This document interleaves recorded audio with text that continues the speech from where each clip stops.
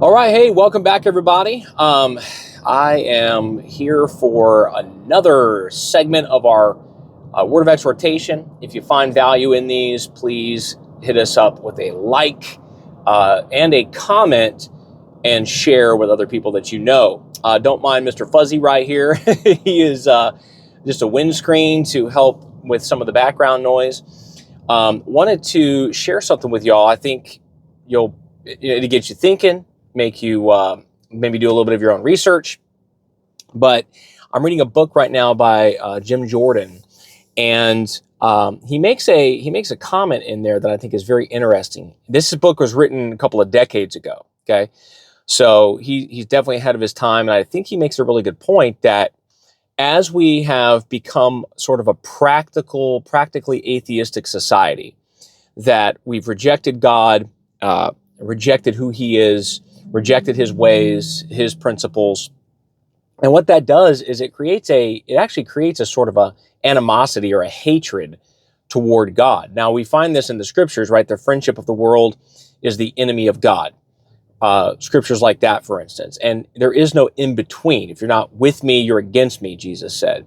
And so he makes the case that ultimately we have imprinted in us. We are created in the image of God. And so even if we reject God for a time and we start to extol men, we are basically gods of our own making or whatever, that eventually, ultimately, inside, we do recognize that, well, yeah, but we've got that image of God imprinted on us. And so we hate God and we want to kill God and destroy Him and tear Him down and tear everything that has to do with God down. Well, we ultimately have to do with God because we have the image of God. We are the image, created in the image of God. And that this creates a culture of death in people that eventually we want to ultimately self-destruct.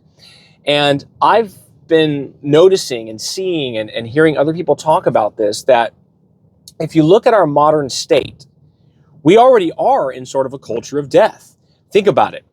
From the earliest state of mankind to the later stages, the later ages of mankind, we are killing our unborn children, and people are opening the door, talking about things like, dying with dignity, euthanasia. You're older, you just want to end it all. You can go look at, say, Canada, and this is already a very common thing in Canada. It is going to be imported to the United States. People are talking about it. It's only a matter of time. And so if you think it's not possible, you just aren't awake. Now I'm here to wake you up.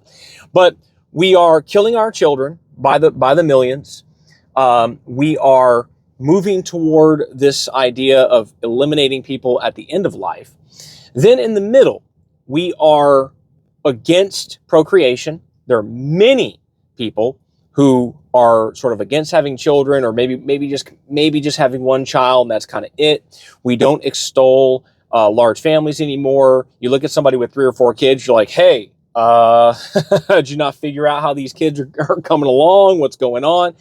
Whereas we used to value big families. We used to value family and people that had multiple children. It was great. And our society pushed for the ability, say, for a man to be able to afford multiple kids and his wife still stay at home. But now we've pushed toward a society where it's very difficult to even have a stay-at-home mom with 1 kid, right? This is all by design. This is all something that our society over time has been doing. Now, we also lift up lifestyles that can't even bear children, right? Where LGBTQ plus hashtag tilde, like all that stuff, you can't have it. It destroys life. It is a culture of death. The only way to have children is in a test tube. And, in 150 years, if everybody became LGBT, there'd be no people around, right? And so again, we have gone toward, with all of these things, we have gone toward a society that raises up a culture of death. Death by actual killing and destruction, and death by stopping life from even getting off the ground. If you look at the, the Greenies movement, people that are, oh yeah, the earth and the birds and the environment. You can go look up Ted Turner. You can go look up Malthusian understanding and philosophy. But basically, these are the folks that are like, hey, we need to depopulate the earth. They're okay with a couple of billion people dying and starving in third world countries because, man, we need fewer people. This is a movement. These are real people. They are in places of power. It's actually in governments, and go look it up for yourself. Okay, I've done the research. You can go do it for yourself, but look up Malthusian, look up Ted Turner / depopulation. But again, this is outright killing people or allowing people to starve or die so that the earth can have fewer people. This is all a culture of death. And why is that? Rewind 50, 60, 70 years. We've moved from believing in God, leaning toward God, to leaning away from God. We've done that through mostly our public schools, but also many of our institutions.